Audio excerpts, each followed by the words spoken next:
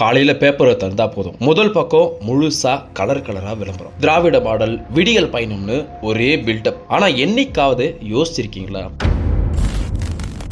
இந்த விளம்பரத்துக்கு ஆகிற செலவு எவ்வளவுன்னு?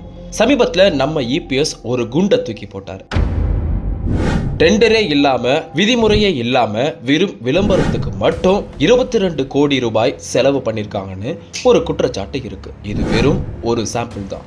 மொத்த கணக்கை எடுத்தா தலையே சுத்தும். சரி, இப்போ 2020க்கு ரிவைண்ட் பண்ணும். இபிஎஸ் அவர்கள் கையிலையும் அதிகாரம் இருந்துச்சு. அவரும் நினைச்சிருந்தா டிவிலையும் பேப்பர்லயும் மூஞ்சியே காட்டியிருக்கலாம். ஆனா அவர் என்ன பண்ணார் தெரியுமா?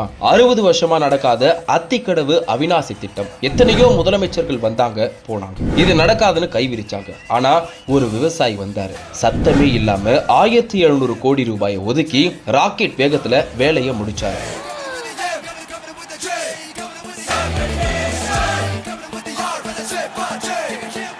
விளம்பரத்துல பணத்தை கொட்டாம வறண்ட நிலத்துக்கு தண்ணியை கொண்டு வந்தாரு. இன்னைக்கு அந்த தண்ணியில விவசாயம் பண்ற ஒவ்வொரு விவசாயியும் இபிஎஸ் போட்ட விதை. வித்தியாசம் இங்கதான் பாஸ் நிக்குது. டிஎம்கே செலவு பண்றாங்க தங்களோட இமேஜை வளர்க்க.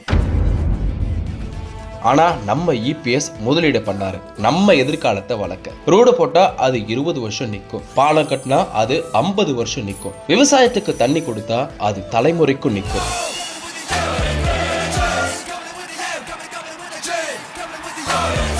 ஆனா பேப்பர்ல கொடுக்கிற விளம்பரம் அடுத்த நாள் காலையில போண்டா மடிக்க தான் பயன்படும். இப்ப சொல்லுங்க, நம்ம தேவை டிவில மின்னுற சிஎம்மா இல்ல மக்களுக்காக உழைக்கிற ரியல் சிஎம்மா?